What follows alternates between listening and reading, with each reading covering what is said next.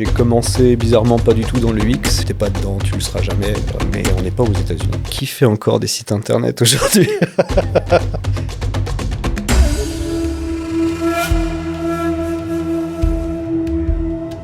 Bon Aurélien, bienvenue dans In the Jungle. Merci Thomas, Je suis très content de te recevoir aujourd'hui. très content que tu me reçoives. Tu vas nous parler aujourd'hui de l'expérience utilisateur, l'UX. Et avant qu'on démarre, est-ce que je peux te demander de te présenter, de nous raconter un peu qui tu es, ce que tu as comme parcours? Oui, alors succinctement, j'ai commencé bizarrement pas du tout dans le UX, j'ai commencé purement dans l'informatique. J'ai commencé à travailler avec mon père à l'époque, qui avait une société d'informatique qui était spécialisée dans les logiciels de laboratoire médicaux. Et puis j'ai travaillé comme ça pendant 1 an et demi, 2 ans sur tout ce qui était logiciel lié à la carte Sésame Vitale en France, donc tout ce qui est lié au remboursement de la sécurité sociale. Et puis ensuite, au bout de 2 ans, j'ai dit à mon père, écoute, je vais essayer de tenter ma chance de l'autre côté de la frontière, je voudrais aller au Luxembourg et puis me spécialiser dans quelque chose qui est peut-être plus proche du graphisme, du design, etc. Parce que j'étais quand même déjà très fan de ça à l'époque. Et de fil en aiguille, j'ai commencé à travailler chez Interact, Concept Factory, avec Daniel Eichen. Et puis, voilà, j'ai passé 10 ans de ma vie en agence de communication. Ça a été une merveilleuse école pour moi. Et puis ensuite, j'ai rejoint la Banque internationale à Luxembourg, la BIL, en tant que UX designer. J'ai monté l'équipe UX, la première équipe UX de la BIL. Et puis, depuis plus récemment, depuis 2 ans, je suis UX designer chez Sportcast. Ok. Et avant de travailler avec ton père, t'as un parcours scolaire qui se rapproche déjà du monde du design et de l'UX, ou bien que rapport? Pas vraiment, justement beaucoup plus axé sur l'informatique et les nouvelles technologies, le e-commerce en particulier. Et je faisais vraiment beaucoup de développement quand j'étais plus jeune, mais voilà, quand la passion te gagne, tu fais le chemin pour aller en direction de cette passion-là, et donc effectivement j'ai été naturellement vers le design. Tu penses que ça a eu une influence de découvrir les premières interfaces, les premiers sites internet, etc. Tu penses que c'est parce que tu es passé par là avant qu'aujourd'hui peut-être tu as eu envie d'aller vers... Ce qui est sûr, c'est une petite anecdote, mais ce qui est très marrant, je me souviens à l'époque, justement quand j'étais ado, j'avais été visiter une agence de communication à Metz, là où j'habite. Et puis, j'avais rencontré 3 gars qui avaient monté une agence. C'était formidable à l'époque. C'était les premiers pas, si tu veux, de l'Internet, je dirais, interactif, où tu avais les premiers sites Internet en flash, etc., où ça bougeait. C'était un monde absolument incroyable quand ça a commencé. Et j'étais avec ces trois gars qui m'avaient montré leur travail. J'étais absolument... j'hallucinais de voir tout ça. Et puis, je voulais absolument faire un stage chez eux. Et puis, un des gars m'a dit, en gros, non, laisse tomber, c'est pas pour toi. T'es pas dedans, tu le seras jamais. C'était pas très sympa à l'époque. Ça m'avait tellement énervé que j'ai tout fait pour, j'ai tout fait pour faire ce job après. Je suis devenu progressivement graphiste, web designer. Et puis ensuite, je me suis vraiment spécialisé dans tout ce qui était analytics, monitoring, marketing digital et puis finalement l'UX.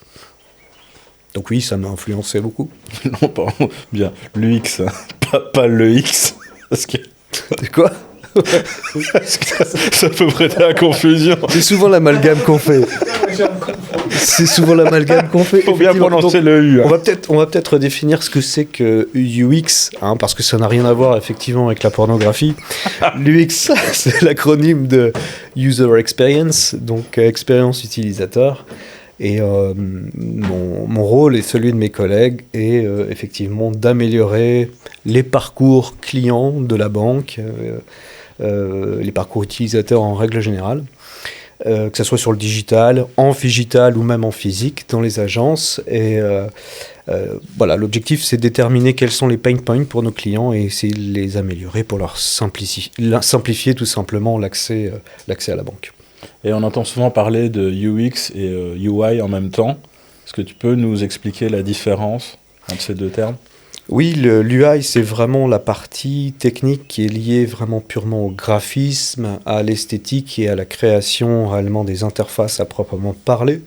L'UX, c'est tout le concept, c'est tout la partie plus scientifique, cognitive, qui a juste avant comment en fait le cerveau d'un individu fonctionne et comment il va percevoir la manière dont on place les éléments sur une interface. Donc c'est vraiment, je dirais, toute la partie conception pure, le design à proprement parler, et puis l'UI, vraiment toute la transformation de ce concept en objet, en service esthétique, etc. Est-ce que tu peux nous donner un cas concret, une problématique que vous avez solutionnée Mhm. Bah, tu prends par exemple un sujet qui est assez complexe comme celui de l'onboarding digital, donc la capacité qu'une banque offre à des prospects de devenir clients dans une banque. Donc c'est un flux dans lequel on passe pour pouvoir s'enrôler et devenir client. Pour une banque, c'est un flux qui est particulièrement complexe parce qu'il y a des notions qui sont liées au KYC, Know Your Customer. Tu dois définir, tu dois savoir finalement qui est la personne qui entre en relation avec la banque. Donc ça demande effectivement des aspects très réglementaires qui doivent être appliqués. Et toute la structure de ce parcours-là, elle va vraiment être conçue par des business analysts et par des UX, par des gens qui vont réellement essayer de comprendre quels sont les mécanismes et comment simplifier surtout la vie d'un utilisateur. C'est vrai qu'il faut s'assurer quand même que des utilisateurs de tout âge ou de tous horizons puissent convenablement entrer en relation avec la banque. Donc tu dois quand même créer des interfaces qui sont relativement simples.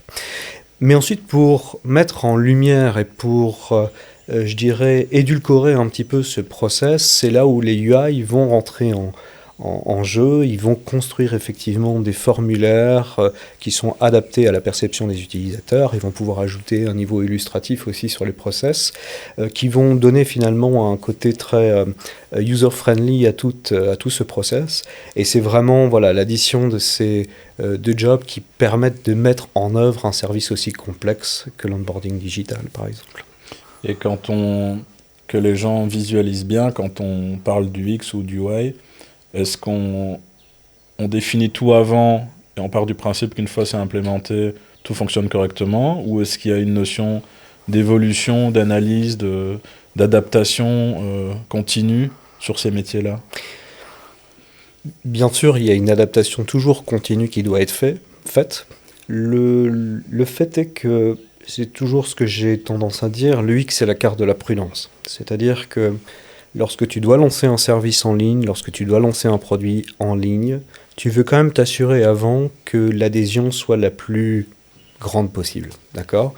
Donc tu veux juste savoir s'il y a vraiment des choses que toi tu n'as pas vues en tant que designer, mais qui sont problématiques pour des clients, tu veux le tester. Tu veux savoir s'ils vont tomber dans ces pièges, s'ils vont ne pas comprendre un terme, etc. Donc c'est pour ça qu'en règle générale, on réalise des tests utilisateurs dans le cadre de nos méthodologies qui nous amènent à comprendre potentiellement ce qui bloque encore dans l'interface. Le faire, c'est s'assurer quand même que tu couvres, que tu corriges, je dirais, 80% des problématiques que tu peux rencontrer dans une interface. Donc c'est extrêmement utile de le faire pour lancer encore une fois un produit ou un service qui doit être viable dès le début. Ensuite, jamais rien n'est parfait, et puis il faut quand même toujours s'adapter, et je pense que c'est un des maîtres mots de toute manière de l'UX, il faut toujours s'adapter à la manière dont les choses évoluent, et donc bien entendu tu vas pouvoir corriger encore le processus au fur et à mesure du temps. Et c'est là où potentiellement l'analytics, le monitoring peuvent nous aider à comprendre s'il y a encore des points bloquants. Et dans une mission type, en partant de zéro, est-ce que tu peux essayer de nous schématiser un peu les étapes clés d'une préanalyse et d'une implémentation de l'UX? Ouais, de A à Z. Alors, normalement, et c'est un peu très certainement sur ce sujet-là qu'on va discuter peut-être un peu plus profondément plus tard, la méthodologie, je dirais, dans dans son déroulé normal, elle commence effectivement avec cette phase d'empathie où tu vas essayer de comprendre quel est le problème, de te mettre à la place de l'utilisateur pour essayer de synthétiser concrètement les types de recherches que tu vas devoir faire sur un service pour l'affiner, pour le structurer. D'accord ? Tu vas essayer dans un premier temps justement de lister des problématiques qui sont afférentes au service que tu dois traiter. Dans le cas de l'onboarding, il y a cette fameuse notion du KYC, de connaître ton client avant qu'il entre en relation avec la banque. Ça demande effectivement à pouvoir récupérer un certain nombre d'informations venant de lui. Donc, toute cette structuration, toute cette liste de problématiques, on doit bien entendu la prendre en compte et on va ensuite essayer d'idéer pour trouver des solutions à chacune de ces problématiques et trouver des solutions sur une interface ou encore une fois dans un process en agence qui soit le plus adapté à nos utilisateurs, donc à une majorité d'utilisateurs. Une fois que c'est réalisé, en général, on va essayer de prototyper la solution. Et c'est une des forces de département UX/UI, c'est de pouvoir très rapidement formaliser des prototypes, des interfaces qui vont pouvoir être testées, qui réagissent comme une interface normale, mais qui n'ont pas le coût de développement qu'on devrait mettre si on devait développer l'interface avec des équipes IT et la mettre en ligne. Là, ça nous permet juste d'avoir des maquettes sur lesquelles on va pouvoir cliquer, ces fameux prototypes, et on va déjà pouvoir les tester avec des clients, avec des prospects, avec des employés, pour savoir si ça répond, encore une fois, à leurs attentes. En général, ça ne répond pas toujours entièrement aux attentes, donc on a la possibilité encore de corriger ce prototype, et ensuite ce prototype, lui, une fois qu'il est achevé, une fois qu'il est testé, une fois qu'il est éprouvé, va servir de base pour construire un cahier des charges que l'on va pouvoir remettre justement au département IT. Donc ça nous permet d'avoir quelque chose qui est extrêmement structuré de base et qui va pouvoir être... on va pouvoir ajouter des informations en direction de l'IT. L'IT va pouvoir tester le prototype et voir effectivement comment consolider telle ou telle interface, développer telle ou telle interface. Tout à l'heure, tu parlais du fait que les choses évoluent et changent, etc. Est-ce que tu as un exemple à nous donner d'une situation qui avait été pensée, qui était fonctionnelle, mais où il y a dû avoir une itération pour telle ou telle raison sur une réglementation, quelque chose, et où ce changement a bouleversé tout le parcours d'un utilisateur, par exemple? Pour répondre à ta question, effectivement, je pense qu'on peut déjà parler de l'Accessibility Act, par exemple, qui est une directive du Parlement européen qui vise à normaliser les sites Internet et les supports digitaux en règle générale aux normes d'accessibilité. Donc bien entendu, quand tu as ce genre de directive qui rentre en vigueur, qui d'ailleurs c'est pas nouveau qu'un site doit être accessible, mais si tu veux là c'est quand même un grand pas de l'Union européenne, du Parlement européen de mettre ça en avant et d'obliger, si tu veux, les entreprises à enfin être conformes avec ces notions d'accessibilité. Donc par exemple, aujourd'hui, si tu as des choses qui marchent très bien, mais qui ne sont pas conformes en termes d'accessibilité, il va falloir qu'on repasse dessus. Un des exemples que j'ai en tête, c'est par exemple tout simplement SNET Mobile, notre application bancaire.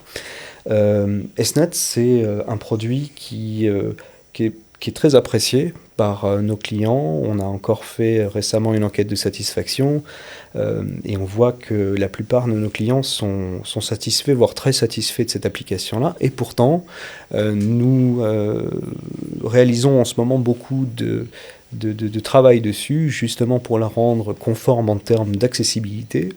Et puis, et tout simplement pour redonner à son interface un petit peu plus de simplicité au vu de quelque chose qui va devenir plus complexe, c'est-à-dire qu'on va effectivement avoir de nouveaux produits et services qui vont s'ajouter à l'application, et donc on doit très certainement retravailler un petit peu le menu de navigation de cette application pour qu'il puisse accueillir dans un futur proche de nouvelles fonctionnalités. Et ça c'est valable pour tous les sites ou juste les sites qui ont de réelles interactions avec un utilisateur? Un site vitrine, il va devoir aussi se mettre aux normes avec cette note? Donc en fait, ce que tu expliques, c'est qu'on n'est pas obligé de prendre en compte les personnes qui sont déficientes visuelles, par exemple. C'est-à-dire qu'on peut tout simplement dire, bon, bah, ces personnes ne verront pas mon site, et puis tant pis pour elles, en fait. Si tu veux, c'est ça qui est un petit peu embêtant, c'est que derrière ça, il y a une notion d'inclusion. C'est-à-dire qu'une personne qui est en situation de handicap, euh, elle ne devrait pas avoir à attendre qu'un site soit conforme. Le site devrait être conforme depuis 40 ans, si tu veux. Donc c'est toujours une norme qui n'a jamais été, si tu veux, imposée. C'est pas une norme que je trouve si restrictive que ça, parce qu'effectivement, bon, il y a effectivement des notions de contraste que tu vas devoir respecter sur les couleurs, par exemple. Ça, c'est des choses qui vont peut-être effectivement toucher un petit peu le graphisme. Mais il y a d'autres manières de faire, c'est-à-dire que tu pourrais aussi tout simplement t'imaginer qu'une interface, un menu navigation ou un formulaire, ça reste toujours un menu navigation ou un formulaire. Il n'y a rien de transcendantal là-dedans, d'accord ? Ça peut rester tout simplement des champs de texte avec une bordure noire et puis un bouton noir, j'en sais rien. Mais toute la décoration qu'il y a autour, tout le côté illustratif, justement toute la force qui peut être amenée par des gens qui sont des UI designers ou des motion designers avec des micro-interactions, etc. Toute cette couche finalement qu'on peut ajouter qui est simplement la couche esthétique, celle-ci ne change pas. Tu vas toujours pouvoir inventer des concepts très créatifs, mais avec des interfaces qui sont beaucoup plus sobres, et ça posera pas nécessairement de problème. Ça veut dire que ce sera beaucoup plus utilisable par tout le monde. Tu respecteras les contrastes, tu respecteras toutes les normes d'accessibilité pour des personnes qui ont des dispositifs qui leur permettent de retranscrire des interfaces en ligne, et tu as juste potentiellement effectivement des illustrations, des images qui vont être peut-être mieux interprétées par des gens qui n'ont pas de déficience. Mais le plus important, c'est que toute la partie fonctionnelle, elle soit la même pour tous. Je veux dire, des personnes qui ont des déficiences, qui sont en situation de handicap, ce sont des clients comme les autres. Moi, je ne faisais pas référence à ce genre de site internet. Je parlais plutôt des sites qui sont purement là pour être conceptuels et faire parler d'eux parce qu'ils sont technologiquement très avancés ou esthétiquement, visuellement très avancés. Tu parles de quoi ? Tu parles d'œuvres d'art digitales ? Je parle peut-être de sites pour de gros festivals ou pour des nouvelles technologies ou bien des musées, ouais. des choses comme ça. Et c'est des sites qui sont...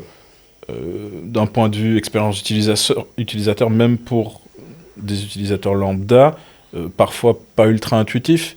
Tu mentionnais tout ce qui est site de festival. Justement, je pense que les sites des festivals ont fait énormément d'efforts. Encore l'année dernière, je crois que c'est le site des Francopholies, où il y avait justement des nouvelles normes d'accessibilité qui étaient implémentées, parce que justement, les gens qui vont à des festivals ne sont pas simplement des gens qui sont viables, entre guillemets, d'accord ? Tu as des gens avec des personnes qui sont en fauteuil roulant qui ont envie aussi d'aller voir des concerts. Donc ils peuvent, des personnes qui ont des déficiences visuelles peuvent quand même prendre un ticket pour aller écouter la musique. Maintenant, tu évoques peut-être effectivement plus des sites très expérimentaux, qui sont des concepts artistiques ou des choses comme ça. Là, pourquoi pas ? Mais encore une fois, une personne qui ne voit pas, elle a le droit aussi d'aller dans un musée et puis de ressentir... Non, bien sûr. Mais je veux dire, ce serait se priver d'une forme de créativité, qu'elle soit auditive ou visuelle, que d'essayer en fait de faire des compromis pour rendre ça accessible à tout le monde. Je pense que les deux coexistent, mais... ça doit pas avoir un impact négatif sur tout. Ça devrait pas avoir un impact négatif. Même chose pour un film, par exemple. Les films, les plus grands films, etc.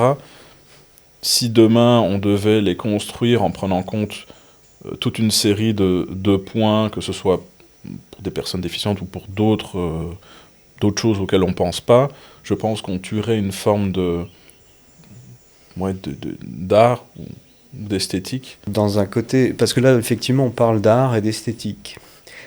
Moi j'ai envie de parler d'expérience. Et l'expérience, je peux la proposer sous différentes formes à des gens très différents. Est-ce que je peux faire finalement de l'art entre guillemets de l'art pour des personnes qui ne voient pas ? Est-ce que je peux moi-même, tu vois, justement créer un concept qui soit pour tout le monde, mais sans image, qui soit simplement, par exemple, uniquement de la musique ou du texte, etc. Donc, ça pourrait être aussi intéressant d'explorer justement des choses qu'on a moins l'habitude de voir. Ça, c'est plus intéressant de partir et d'essayer de partir d'une problématique et d'essayer de trouver une solution. Ce que je trouve dommage, c'est d'essayer de prendre quelque chose d'existant, peu importe le thème qu'on aborde, que ce soit du digital, des films ou n'importe quoi, et d'essayer de le conformiser avec toute une série de personnes. Disons ça comme ça. Je trouve plus intéressant d'aller chercher à combler une problématique justement pour tout le monde que de casser quelque chose d'existant pour l'adapter et le conformer et rendre tout le monde content, quoi. Je comprends, et c'est là où je regrette finalement peut-être que les choses n'aient pas été plus formalisées dès le départ. Si tu veux, il y a quand même, ces normes ne sont pas encore, elles sont pas récentes en fait, hein, elles sont même très très très vieilles. Tu as toutes les normes du WCAG, hein, du Web Content Accessibility Guidelines, qui existent. Alors, je ne sais pas depuis combien d'années, mais en tout cas depuis assez longtemps. Si on avait respecté strictement les normes du WCAG, et si ça avait été justement quelque chose de très établi, et on avait pu justement tricoter quelque chose derrière qui embellissent finalement ou qui donnent une expérience concrètement à nos supports digitaux. Je pense que si on avait respecté les règles dès le départ, très certainement que nos supports digitaux seraient beaucoup plus utilisés qu'ils ne le sont aujourd'hui, et peut-être que ce serait moins compliqué de faire justement de la transformation, ce qu'on appelle la transformation digitale aujourd'hui, c'est-à-dire de mettre beaucoup d'argent pour apprendre aux gens à se servir de quelque chose qui doit normalement être très intuitif et en tout cas utilisable et accessible pour tous. Bon, c'est comme les technologies utilisées au final. S'il y avait eu aussi des guidelines pour obliger les gens à travailler avec certaines technologies, ben, il y aurait un sacré nombre de trucs que je changerais à l'économie, je pense. Voilà. On parlait de standardisation et de conformité des sites. Aujourd'hui, on voit de plus en plus popper des plateformes qui proposent de créer des sites en quelques minutes, ou des builders avec des modules standardisés, etc. Qu'est-ce que tu penses de ça? Est-ce que tu penses que ça va tuer au fur et à mesure les métiers de l'UX et aseptiser tout ce qui peut se construire dans le futur? Ou bien comment tu vois les métiers cohabiter? C'est bon, tu parles de logiciels qui permettent de construire des sites internet. Et j'ai presque envie de dire, mais qui fait encore des sites internet aujourd'hui? Non, je rigole, mais bien entendu, on parle là, moi je te parle de plateformes qui sont réellement, tu as des plateformes pour une banque, et là chez nous tu as 300 000 clients qui sont derrière, et puis encore plus de prospects, et puis bien entendu tu veux ouvrir la porte à tout le monde, et il faut que cette porte soit ouverte correctement. Et il y a aussi une notion de sécurité à l'intérieur, c'est-à-dire que tu dois faire en sorte quand même que tout à chacun se sente en sécurité à l'intérieur de sa banque, même quand tu es dans le digital. Maintenant, quand on parle de soft qui crée d'autres sites internet, est-ce que ça va tuer la créativité? Très certainement. Ça va la réduire parce que tu vas voir un peu... de toute façon, tu le vois aujourd'hui, hein, tu as tout qui ressemble, qui est un peu sur le même template. Tu prends tous les sites e-commerce Shopify, même si Shopify peut avoir différentes interfaces. Bon, tu retrouves souvent les mêmes modèles, etc. Maintenant, il faut bien reconnaître aussi que c'est quand même plutôt bien fait la plupart du temps. Je veux dire, c'est une aide qui est vraiment très grande pour des entrepreneurs, justement, qui veulent se lancer dans la vente de produits. Tu as des facilités qui sont absolument extraordinaires. Donc oui, tu as effectivement quelque chose qui revient assez souvent, mais tu as aussi une mécanique qui est comprise par les gens.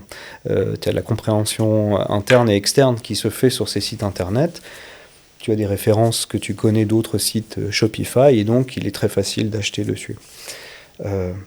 Pour moi, peut-être qu'on a atteint alors une limite créative sur cette partie-là du digital, mais on a plein d'autres choses encore à imaginer sur d'autres parties, quoi. Donc c'est pas...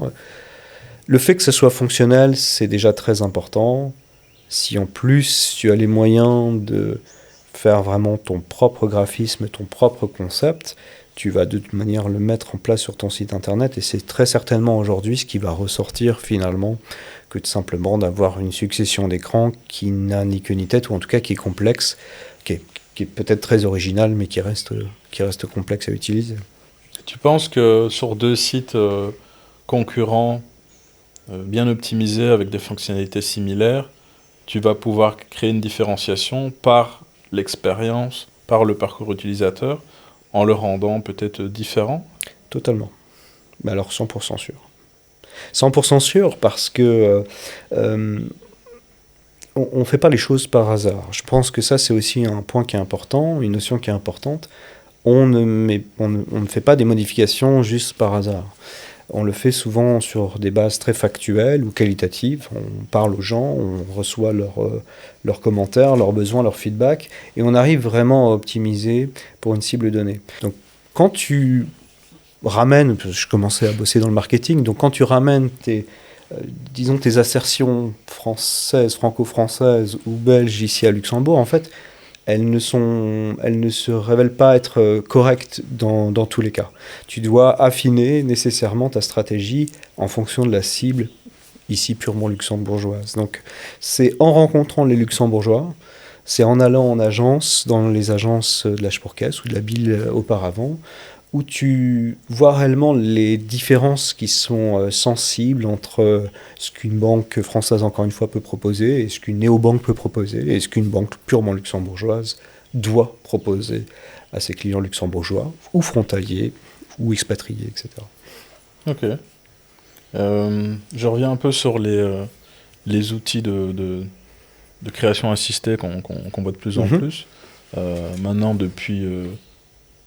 je dirais pas quelques années, mais quelques mois maintenant, on voit popper des mises en avant de l'IA sur tout, hein, disons-le. Disons-le, oui.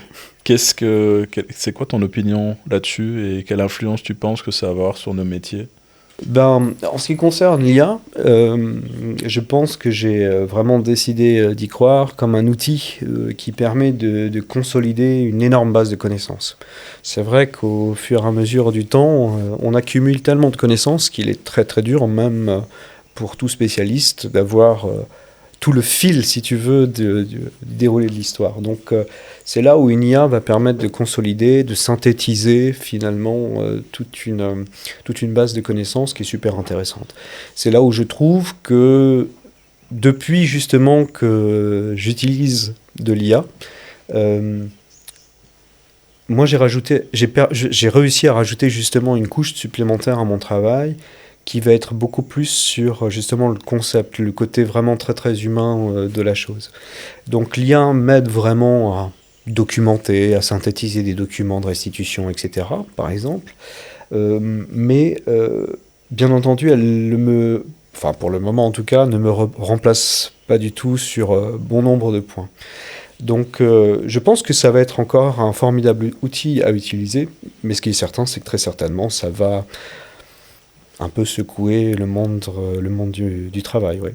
Et tu parlais tout à l'heure qu'une des premières phases, c'était la phase d'empathie. Est-ce que tu penses qu'on va réussir à resimuler? Il y a des logiciels, il y a des IA qui sont déjà spécialisés là-dedans.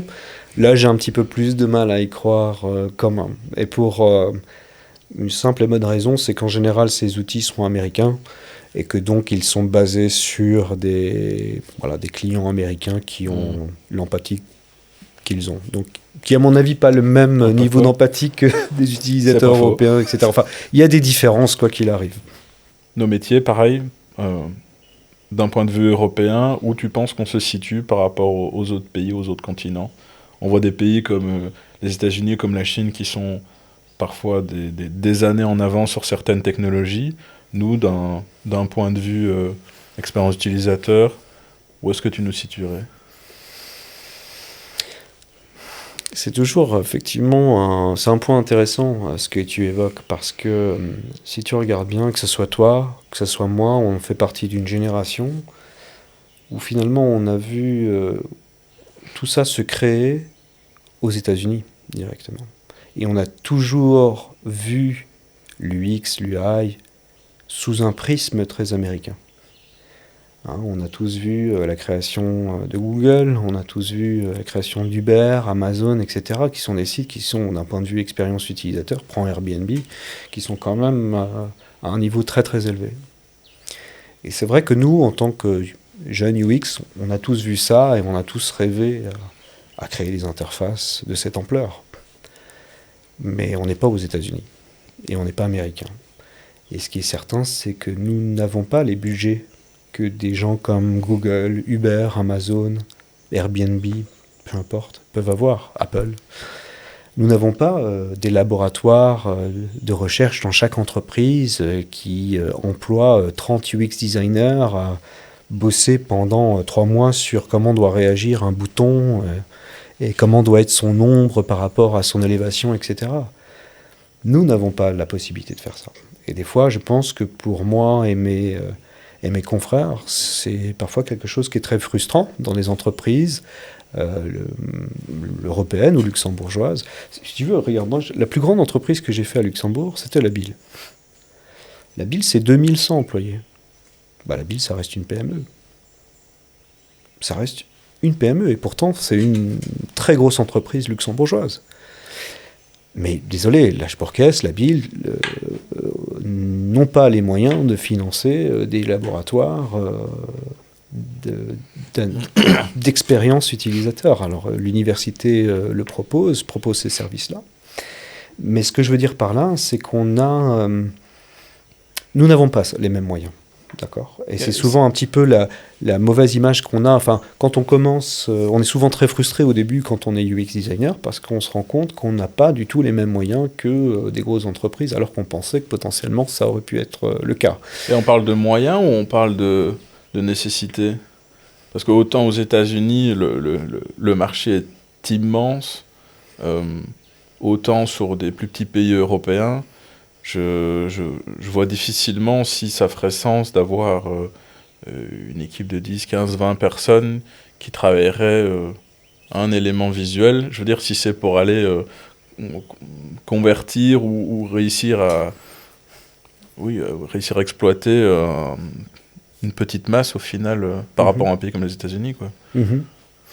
Bah, par rapport à un pays comme les États-Unis, il y a aussi le fait que les États-Unis sont moteurs aussi là-dedans. Mais pourquoi nous ne sommes pas moteurs? Nous aussi, on aurait pu très certainement se dire qu'on aurait pu avoir le luxe aussi de travailler chaque élément précisément, etc. Parce que quand on parle de la masse, effectivement, tu as la masse européenne, mais tu as la masse mondiale aussi. En tant qu'entreprise européenne, justement, tout l'intérêt serait d'aller attaquer le marché mondial. Donc je pense qu'on n'a pas les moyens, on n'a pas les mêmes moyens de le faire. Par contre, il y a une chose auquel je suis sûr, c'est que on est quand même le continent qui a inventé la Renaissance. Donc je pense que les Européens sont des gens qui sont extrêmement créatifs, très certainement beaucoup plus que les Américains. Enfin, j'ose faire cette référence. Je pense qu'on est très créatifs. On a la capacité à être très adaptatif aux situations. Et je pense que c'est vraiment quelque chose que nous autres Européens, nous autres Luxembourgeois, devrions mettre encore plus en avant, la créativité. Et quand on parle de pays ici, est-ce que tu as déjà eu l'occasion de comprendre ou d'étudier comment des sites similaires ou parcours similaires fonctionnaient d'un pays à l'autre, s'il y avait des similitudes ou de grosses différences d'expérience utilisateur pour le même résultat? Je peux te dire que dans le monde bancaire, il y a souvent des grandes différences. Il y a des grandes différences, bien entendu, au niveau des produits, bien entendu, qui sont vendus par les banques. Mais il y a également des différences sur l'usage des services, comme les cartes, etc. Et puis, plus finement, il y a des différences aussi sur du wording, par exemple. Souvent, ce sont des choses qui sont... tu parles d'un ATM en France, personne ne comprend nécessairement ce que c'est qu'un ATM. En France, c'est un distributeur de billets. Bon, un ATM, la première fois que je l'ai entendu, c'était à Luxembourg. Une des références que je donne souvent, c'est celle du token, par exemple. Du token pour te connecter à ton compte bancaire. Je me souviens que la première fois que j'ai dû créer un compte bancaire au Luxembourg, première fois que je me suis connecté, on m'a demandé mon login, on m'a demandé mon mot de passe et on m'a demandé mon numéro de token. Non, on m'a demandé mon OTP. Et tu arrives devant une interface comme ça, toi tu es le petit frontalier du coin, et puis on te parle d'un OTP, mais c'est quoi OTP? Tu sais pas en fait. Alors tu as reçu effectivement un OTP par la poste, etc. Et puis après tu vas comprendre ce que c'est que le token, mais au tout début tu comprends pas nécessairement ce que c'est. Et donc ça, c'est là où tu as par exemple une vraie différence entre français et luxembourgeois, ou même en Belgique vous avez plutôt les smart cards ou des trucs comme ça. Je sais, ouais. C'est là où tu as des vraies différences entre, en tout cas pour le bancaire, entre les différentes régions et pays. Et c'est là où tu dois travailler aussi tes interfaces pour accueillir des frontaliers qui ne savent pas ce que c'est qu'un OTP, mais peut-être que tu pourrais leur expliquer une première fois que c'est un one-time password, que c'est un dispositif qui est effectivement exclusif au Luxembourg, qui ajoute une sécurité en plus, etc. Parce que c'est finalement assez intéressant aussi, un OTP. Mais ça, voilà, si tu ne le sais pas, tu peux pas le comprendre. Donc c'est là où il y a vraiment des différences et tu dois parfois justement aiguiller les cibles vers la bonne direction en ne jamais présupposant qu'elles savent exactement ce que c'est qu'un OTP, etc. Et au début de l'épisode, tu parlais qu'une des premières phases de prototyping, c'était justement tous ces tests, etc. Est-ce que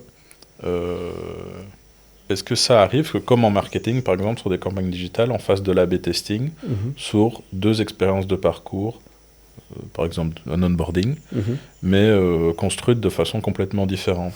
Est-ce que c'est possible qu'on push en même temps 2 parcours d'onboarding avec une interface différente pour voir laquelle fonctionne le mieux? Laquelle fonctionne le mieux et pour au final implémenter une seule?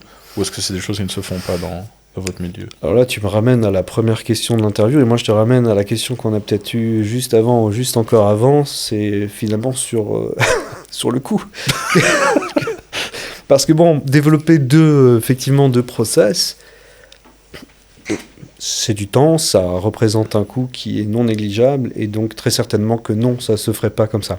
Tu ferais certainement du A/B testing sur une seule page, sur un bouton, enfin, ce serait du multivariable, mais vraiment sur des choses beaucoup plus réduites que tout un parcours utilisateur. Après, tu peux faire du A/B testing sur une partie de ton parcours qui est, par exemple, problématique, où tu sais qu'il y a beaucoup de frustration sur cette partie-là, etc. Et justement, l'affiner via du A/B testing. Mais sinon, non. Je n'ai pas les budgets pour réaliser ce genre de choses. Et c'est là où il faut être aussi faut être créatif. Est-ce qu'en fait, on a d'abord créé les interfaces et puis après réfléchi à l'expérience utilisateur? Ou est-ce qu'on a d'abord créé l'expérience utilisateur et après créé les interfaces? La question de bâtard. Moi, j'ai mon opinion là-dessus, hein, mais je voudrais ton avis. Pour répéter ta question, donc soit est-ce qu'on a créé d'abord l'expérience utilisateur ou est-ce que d'abord on a créé les interfaces? Ou quand les termes sont apparus, est-ce qu'ils sont apparus en même temps ou est-ce que tu penses qu'un est apparu avant l'autre? Alors je pense que le terme l'expérience utilisateur, l'UX à proprement parler, c'est Don Norman dans les années 60, donc l'interface existait déjà. D'accord? C'est Don Norman qui, dans les années 60, se rend compte que les gens qui achètent un ordinateur, alors que ça doit être un truc qui est absolument extraordinaire, hein, c'est un nouveau produit, etc., en fait, il se rend compte que les gens, c'est beaucoup de contraintes parce qu'un ordinateur, à l'époque, ça pèse très lourd, donc il faut le mettre dans la voiture, il faut le brancher en rentrant, c'est très technique, etc., et que finalement, ça leur offre quand même une expérience qui est un petit peu froide, quoi. Hein, ça a beau être un super produit, l'expérience n'est pas ultime. Donc c'est là où Don Norman décide de comprendre quelles sont les frustrations qui sont liées à l'achat d'un ordinateur, de les corriger. Et c'est là où tu arrives à du Apple qui est sans fil, où tout est déjà connecté, tout est déjà installé, tout est plus léger. Donc je pense que là est vraiment l'origine de l'expérience utilisateur. Par contre, si on dit quel est celui qui allait avant l'autre, je pense que depuis tout temps, en fait, on parle d'expérience utilisateur dans le commerce, dans le marketing, dans la communication, c'est-à-dire que même dans la vente. Enfin, je veux dire, quand tu as un magasin, quand tu es boucher, il faut que les gens qui viennent chez toi soient reçus correctement, soient bien conseillés. Et ça aussi, c'est de l'expérience utilisateur. Donc, non, je dirais que celui qui remonte le plus loin, c'est l'expérience utilisateur avant l'interface. Ok. D'autant plus que l'expérience utilisateur n'est pas proprement liée simplement au digital, elle peut être liée, encore une fois. Oui, t'en parlais tout à l'heure. Est-ce que tu as des exemples concrets de métiers hors digital qui font appel à des UX? Ouais, je me souviens d'avoir travaillé sur un projet pour ajouter un parfum justement à des agences. On avait effectivement travaillé avec un parfumeur sur la sensation que ça devait délivrer, les odeurs, elles ont une signification aussi, comme les couleurs. Et c'était très très intéressant de travailler sur cet aspect-là, parce que tu vois vraiment que même un parfum, ça peut réellement donner une image à la marque, une image, une stature, une présence tout simplement à la marque. Donc ça aussi, pour moi, ça fait partie de l'expérience. Quand tu rentres dans un lieu, tu rentres dans un magasin, que ça sent bon, que ça a une odeur un peu particulière, une odeur boisée, ou ça peut avoir effectivement... Plantes fraîches. Plantes fraîches. Ouais. Une odeur boisée. Ça, en vrai, c'est un vrai sujet, parce qu'on parle du X, on associe toujours ça au monde du digital, en fait, quoi.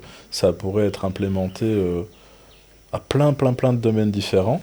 Dès qu'il y a l'utilisation d'un service ou d'un produit... On met pas de mot dessus UX, en fait. Certains métiers ont de l'expérience utilisateur, mais on ne le qualifie pas comme ça, alors que tu pourrais complètement les extirper d'un domaine et faire un profil genre qui ferait que de l'optimisation sur...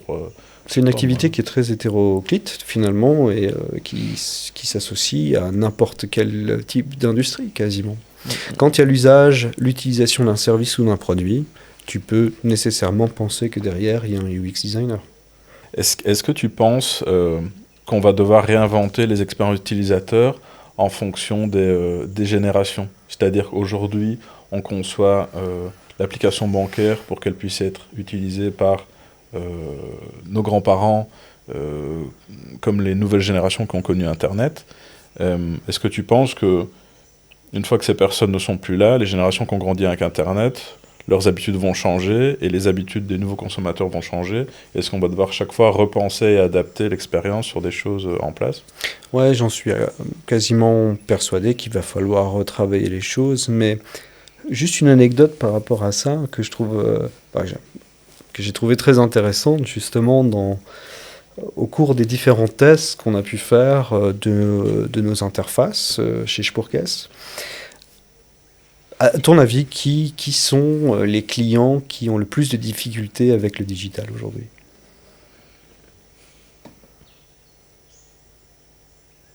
Alors d'instinct, j'aurais dit les personnes âgées, mais je sens qu'il y a une question piège. Donc je dirais les plus jeunes. Alors ce qui est très marrant, c'est que justement, c'est pas toujours les clients les plus âgés qui ont le plus de difficultés à utiliser les interfaces digitales. Mais c'est souvent la génération qui vient juste avant, c'est-à-dire les gens qui ont actuellement 50-60 ans. Et c'est très marrant parce que c'est finalement cette cible qui a beaucoup plus de mal justement à passer dans la transformation digitale. Pour la simple et bonne raison, à mon sens, et c'est une assertion, c'est que ces gens-là sont très occupés dans leur travail actuellement, ils sont encore en train de travailler, et eux, ils se sont pris la transformation digitale de plein fouet. Donc ils n'ont pas eu le temps ou la mesure pour, si tu veux, s'adapter à ce cran qu'il a dû faire pour la transfo digitale. Respectivement, l'autre cible qui a énormément beaucoup de mal avec le digital, c'est effectivement les jeunes, bizarrement. Parce que ils savent utiliser TikTok, etc., comme personne, ça, il n'y a aucun problème. Et si tu as remarqué, l'usage d'un réseau social, il n'y a rien de très compliqué. Il faut savoir utiliser son pouce, en gros.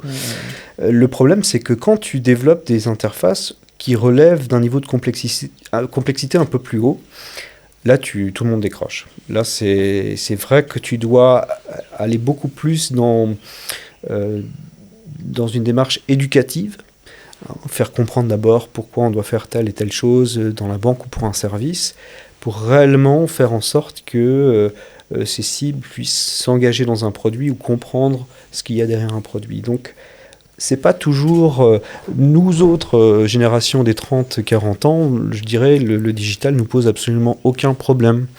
Mais justement, je pense que les nouvelles générations qui sont très digitales, elles ont besoin d'encore plus de simplicité au niveau de ce qu'on construit. Donc il va falloir qu'on se pose vraiment les bonnes questions et qu'on fasse évoluer les interfaces également avec... Tu penses avec que les réseaux sociaux, justement, vont influencer cette génération par les interactions, justement, par le moins de clics ou de choses possibles? De toute manière, j'ai envie de te dire, à la limite, l'objectif, c'est qu'il n'y ait plus d'interface. C'est le principe du no interface. Je veux dire très certainement que demain, juste avec ton casque dans tes oreilles, tu peux parler à une IA qui va répondre pour toi ou qui va souscrire pour toi à un produit. Ou on peut imaginer tout ce qu'on veut. Enfin, je veux dire, ça risque d'aller très certainement dans cette direction-là. Donc c'est là où potentiellement, oui, le métier par exemple du AI va peut-être être réinventé. Ça sera quelque chose qui sera plus uniquement graphique, physique, mais qui sera peut-être sur le tone of voice de l'agent IA, sur sa manière de te parler, de te répondre, sur son niveau de voix, sur est-ce qu'il a une voix aiguë, une voix grave, comment la marque est représentée par cet agent, etc. C'est peut-être des choses comme ça qu'il va falloir justement retravailler plus en avant, mais voilà. Je me dis que le jour où on n'a plus d'interface, on a peut-être finalement réussi à gagner quelque chose dans tout ça. Aussi bizarre que ça puisse paraître de la bouche d'un UX designer. Mais encore une fois, l'expérience n'est pas simplement liée sur une interface. À une interface, l'expérience est globale. Ça, c'est intéressant aussi. On pourrait faire une parenthèse où tu nous parles un peu de l'expérience utilisateur de demain. Donc là, tu évoquais l'expérience audio, mais est-ce que si tu avais une feuille blanche et un crayon pour dessiner l'expérience de demain, tu peux nous projeter un peu? Qu'est-ce que tu aimerais bien voir? Qu'est-ce que tu penses? Comment tu penses que ça va évoluer? Tu sais, moi, j'aimerais élever des chefs dans le Larzac, donc si tu Putain, veux... moi aussi. On en est tous là. Enfin, peut-être que finalement, à la limite, ça va nous permettre de revenir finalement aux choses un peu plus primaires de nos vies. Mais non, je peux très bien imaginer justement qu'on demain, on ne soit plus obligé de sortir son téléphone de sa poche pour aller mettre de la musique, chercher telle ou telle chose sur Internet. Je peux très bien imaginer que ça sera vraiment une conversation avec un assistant, avec un agent, encore une fois, qui pour le moment est simplement il y a simplement du question-réponse, mais que demain, il y ait également de l'interactif, du sales, que effectivement l'IA puisse directement aller souscrire à tel ou tel produit ou à tel et tel service, avec ton accord bien entendu, ou aller chercher telle et telle info, te la synthétiser, te la ressortir. Enfin, on peut imaginer plein de choses à ce niveau-là, mais très certainement que l'avenir, non, n'est pas sur l'interface graphique. Tu penses qu'on va voir naître une génération du UX dédiée aux implémentations de l'IA, ou comment est-ce qu'on va faire interagir l'IA avec le grand public? Je pense qu'effectivement, très certainement, que les choses vont se spécialiser dans cette dynamique-là, oui, comme potentiellement dans d'autres dynamiques aussi.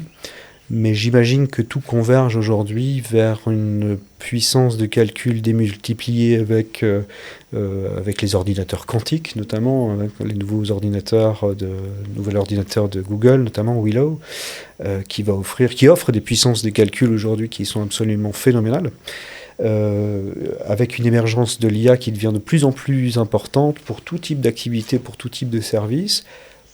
en faisant converger les deux, très certainement, qu'on va aller vers quelque chose de beaucoup plus autonome, moins graphique, et qu'il va y avoir besoin de spécialistes qui vont justement peaufiner, affiner ces agents. Ok. Qu'est-ce que tu penses de Optimus, le robot de Elon Musk? Est-ce qu'on parle aussi d'une forme d'expérience utilisateur? Ouais. Vas-y, dis-nous ton avis. Ben, On est plutôt sur un scénario iRobot ou ouais, bien, c'est ce que j'allais dire. En qu'est-ce fait, que tu as envie de voir? ce qui me dérange a priori, c'est que ça ressemble trop à un film de science-fiction qui, voilà, où les choses se passent pas très très bien. Pourquoi on veut essayer forcément de faire quelque chose qui est humanoïde?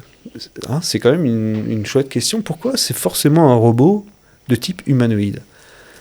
Je trouve que finalement, c'est peut-être ça le plus effrayant dans l'idée, c'est d'essayer de créer quelque chose qui nous ressemble, mais qui n'est pas nous. Ouais, je pense que c'est pour l'adoption. Il y a toujours une forme de basique, quoi. De basique dans l'essence. Donc, Alors, je sais pas pour toi, si tu te paumes dans une jungle comme ça, comme on est là actuellement, je me demande si j'ai pas plus peur des autres hommes qui auraient potentiellement dans cette jungle que les autres animaux. D'accord?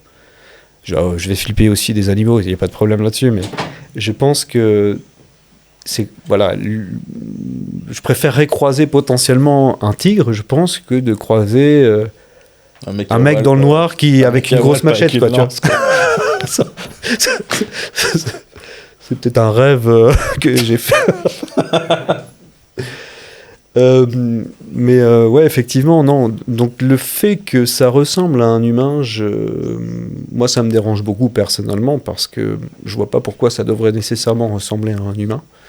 Tu crois pas qu'il y a une forme de... Quand je disais basique, justement, je parle à sexualisation des choses. Justement, le fait de rendre ça humanoïde. Est-ce qu'on n'a pas justement une facilité à accepter ou à être attiré par quelque chose qui nous ressemble? Je dois pas être si ça nous ressemble pas forcément, je dois pas être fait comme tout le monde. Alors moi, ça me dérange beaucoup parce que ça me ressemble et en même temps, ça me ressemble pas du tout. C'est pas moi. Donc, mais je crois que c'est Google qui avait aussi réalisé Jack Knapp dans le cadre de la constitution de la création de sa méthodologie du sprint design, avait expérimenté justement dans un hôtel l'usage d'un robot et justement à quoi devait ressembler le robot. Est-ce qu'il fallait que ça soit un peu humanoïde ou est-ce qu'il fallait que ça soit justement pas du tout humanoïde? Est-ce qu'il faut qu'il sourise? Et je crois que la conclusion, mais je n'ai plus toute l'histoire en tête, mais je crois que la conclusion, c'était justement que le robot ne devait pas ressembler à un humain. C'était un robot qui servait simplement à aller t'apporter ton verre de gin ou un truc comme ça. Donc, il n'a pas nécessité à ressembler à un humain. Ça doit rester, parce que c'est un objet. Porte un verre de gin. Où est-ce qu'on peut l'acheter, ce robot?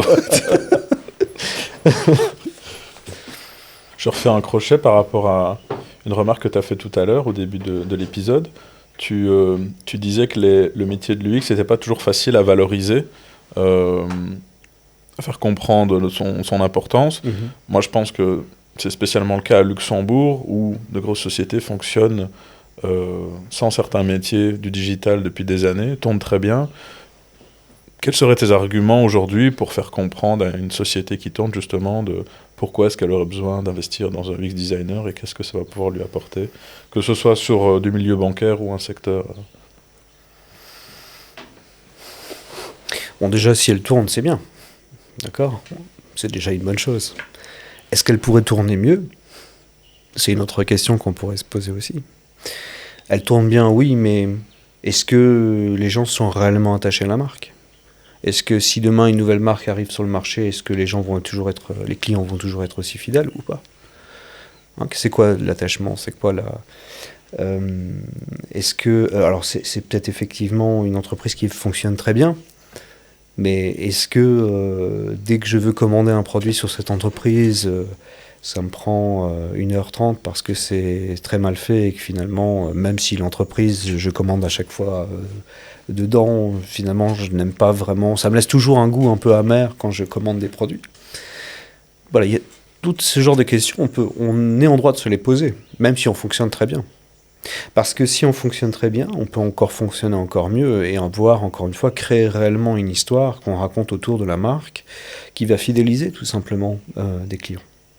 Lorsque vous avez des clients qui sponsorisent votre marque, qui en parlent partout et qui n'arrêtent pas de dire bah, en fait c'est génial, je peux commander ça, j'ai en plus cette fonctionnalité-là qui est à disposition, je peux faire tout ce que je veux, c'est une marque qui m'est vraiment chère et que j'ai envie de promouvoir, bah, c'est encore mieux en fait. Donc je dirais, c'est pas parce qu'on marche bien, parce qu'on est une super marque qu'on ne doit pas se poser des bonnes questions et savoir comment on pourrait encore s'améliorer. D'accord. Je vais la poser différemment. Parce que là, je suis d'accord. J'ai trop con, j'ai rien compris. Non, je suis d'accord avec ce que tu dis, mais en fait, ça fait jouer plein d'autres choses qui, pour moi, sur la perception, ça fait jouer sur de la com, du marketing, de la position, etc. Peut-être, par rapport à Luxembourg, ce qui est intéressant, c'est justement des sociétés qui tournent depuis des années, mais qui ont des process qui passent par telle plateforme, avec tel langage qu'ils ont développé au fil du temps, et puis que ce langage communique avec une autre plateforme qui est sur une techno plus récente, etc. Et donc qui ont des systèmes mis en place qui sont assez complexes et qui ont mis du temps à interagir les uns avec les autres. Comment est-ce que tu peux arriver là et leur faire comprendre qu'il va falloir peut-être... Il y a moyen d'optimiser tout ça, mais en fait, tu sais pertinemment que ça va coûter une couille. Et quels vont être les arguments pour faire changer ça sans tout bouleverser, tu vois? Je trouve que c'est une question intéressante parce que justement, dans une banque où tu as des systèmes qui sont très ancestraux, hein, qui sont vieillissants, parfois tu peux pas tout simplement dire on enlève tout et on remet un truc à la place pour aller plus loin, pour faire quelque chose de plus fort encore. Non, en général, en fait, tu as des systèmes qui sont là, qui sont vieillissants, et ils vont être encore vieillissants pendant un certain nombre d'années, parce qu'ils sont les bases principales de la banque. Hein. Il ne faut jamais oublier qu'une banque, à la base, c'est un système IT, hein, tout simplement. Enfin, je veux dire, c'est... Donc, en fait, il faut que tu joues avec ça. Il faut que tu joues avec ça, et c'est d'ailleurs un autre point. Dans le terme UX designer, il y a souvent justement quelque chose qu'on a tendance à oublier, c'est qu'il y a designer aussi. Et designer, c'est cette capacité justement pour moi d'utiliser des paramètres qui sont bien définis, c'est-à-dire non, on ne va pas changer ce système-là. Il va rester tel qu'il est. Par contre, la brique à côté, on va complètement la renouveler. Donc tu vas pouvoir faire plein de nouveaux trucs ici, mais là, ça va être très compliqué. Pas grave, on va s'adapter avec ça. Je veux dire, dans une entreprise, tu as des gens qui sont là pour prendre des décisions, qui sont à la tête d'une entreprise, qui doivent gérer des budgets, etc. L'idée, c'est d'arriver justement à s'adapter à des situations qui sont aussi complexes que celle-ci, et peut-être à trouver un moyen justement d'harmoniser une expérience sur deux systèmes qui ne sont pas du tout du même âge. Mais c'est là tout l'enjeu, et c'est là ce qui est très intéressant aussi, malgré tout, dans ce métier-là. Et ce qui renforce l'idée que très certainement, si tu es une boîte qui dispose effectivement d'une infrastructure IT ou de systèmes en tout cas qui sont aussi complexes que ça, l'embauche d'un UX designer n'est certainement pas une mauvaise chose pour pouvoir justement concilier toutes ces parties-là et essayer de réaliser une expérience réellement homogène sur tout le parcours. Bon, ouais, je te propose un petit jeu maintenant. On a capturé un serpent, on a extrait son venin, c'est un venin de vérité. Donc on va te proposer de déguster ça et après de nous raconter une petite anecdote qui t'est arrivée. Il faut qu'on recommence l'interview alors. Voilà, on reprend depuis le début. Caméra rec, ça recorde. Merci. Donc ça c'est du venin de serpent alors. Exactement, une couleuvre. Tu pourrais me dire exactement le nom du serpent ? C'est une couleuvre, elle était verte et brune. D'accord, ok. Après, je voulais pas demander son nom. Ok. À la tienne. Merci Thomas.